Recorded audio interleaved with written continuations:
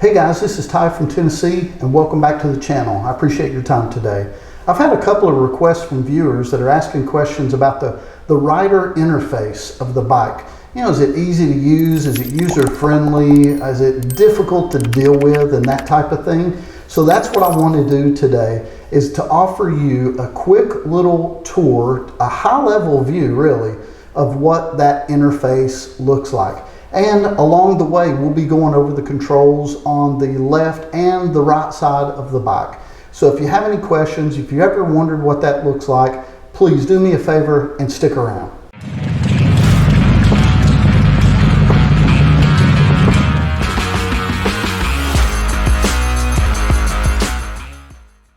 All right, first of all, we are going to turn the ignition switch to on. After we do that, you should see the display go through a diagnostic setting. There it goes, back to 0.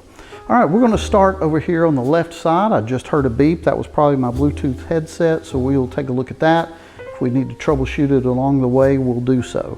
So let's start again over here on the left side. If you notice on the odometer reading, I know it looks a little fuzzy on video. I'm hoping it comes across a little crisper and sharper, but it's showing 123 miles right now. And so if we hit this button here, that's going to take us down. It's going to show us the temperature at 63 degrees, range is 75 miles, so we got 75 miles left in the tank. Trip A and trip B, and maybe if we push in, it'll reset it. Let's see. Yep, there we go. So if I go back up to trip A, push in on the center button, it'll reset that. Learning as we go here, guys. And back to 123 miles on the odometer.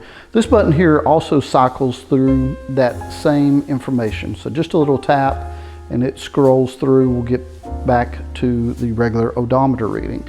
So over here, you've got your high beam, low beam, high beam, low beam, high beam, low beam. I've had this bike out in the dark once or twice, and that headlight really does shine. So you've got your cruise control as well with these buttons here, so you can set, speed up, and slow down, on and off for the cruise control. So what I wanted to show you is this button right here. So what this does, it scrolls through the modes that are available for you to use. I'll show you what I'm talking about. Let me hit this button again. So you've got your, let me back up, you've got your navigation, music, settings or motorcycle information on the bike, settings, and back to home. So let's go to navigation here. So I actually have the Harley Davidson app fired up on my phone. So there it is. It looks really good and crisp. I don't know if that's translating on the video with the camera and then the light I've got shining on it, but you can zoom in, you can zoom out, you can do a number of different things. You can put in your local dealership and the information takes you right there. So step-by-step navigation. It's really bright and vibrant, easy to see, easy to follow. If you have your phone and your headset paired with the bike, you'll hear those turn-by-turn navigations as well. So this home button, of course, is going to take us back to 0. So we'll go back to home and do the modes here. So here you've got your music, right? So whatever music you're listening to, whether it's Spotify or Apple Music, I have both of those on my phone and I'm able to stream just fine from those. I'm not going to turn this up because I don't want YouTube to tag me with a copyright claim, but any music that you have, I can testify for those two services, Apple Music and Spotify, works really, really well. So let's see what information it shows us about the bike. It shows us the tire pressure, so it shows us the temperature and the volts on the motorcycle. So there's a good chance that the bike, since I don't have it started and I'm just running it on battery, it may go off in just a minute. If it does, we're going to fire it right back up so we can keep going where we are. So if I press in here on this diagnostics, the motorcycle will run a test. Let's just see what it looks like here. And when I did this, when I first got the motorcycle, it displayed a lot of information that I really know nothing about. that I'm sure would be helpful to some type of technician, but for somebody like me, no way. So let's go back to home. We go through the modes, we looked at music, and then your settings. So this has a lot of cool information in it. Here, you've got your general. You can do a trip reset, you can adjust the date, you can sync the clock with your Harley Davidson app, or you can do it manually if that's what you want to do. Change the clock format, put a security pin, display language, ride customization. Now this is where you can do all different types of customize your ride. So here you've got your different ride modes. You've got rain mode and sport mode. You can turn those on or off if you decide that's what you want to do. And then you've also got custom A and custom B ride modes that you can set up. Oh, there's so many different types of settings in there. You can do braking, you can do throttle response. There's just a number of different modes that you can get in there and take a look at it. No, so we don't want to copy another one, but here's an example of some of those settings. Engine map, engine braking, throttle response, traction control. Just if you have the knowledge to set up a custom ride mode, that is just really cool. I'm gonna stick with the defaults. As a matter of fact, I'm gonna make sure both of those off and stick with the defaults that come straight from the factory. We'll hit the home button, see if we can return home, see if we missed anything. Nope. Now we're going to go back to home. See this button here? That's for the heated grips. Now I talked about this in another video. That's something that I'm completely bummed about. Hit the button, nothing. Hit the button, nothing. And that's because the Harley Davidson Sportster S does not come with heated grips from the factory. And that is a bummer. So you can look at that in another video. I'll put a card up here explaining that one. So we're going to move over to the other side and take a look at what information is over there. All right, so again, we are going to turn on the ignition here.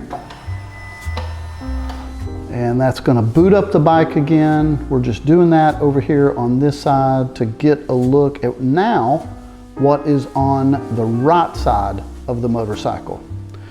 So we'll start here. Press this, you got your hazards that flash. Stop those. And then this is one of my favorites, of course, you've got your ride mode. So you can tell it's in road mode right here. You tap the button, it's going to show sport. You tap the button again, it's going to show what, rain mode, I believe that's called? Yep.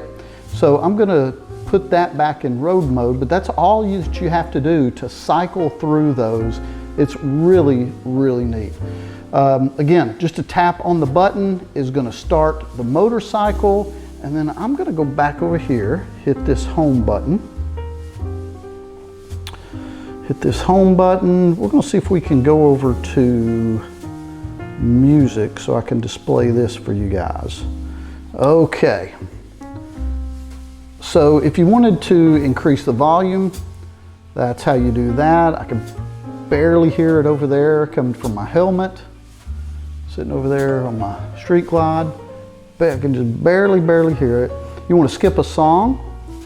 That'll skip a song and take you to the next one.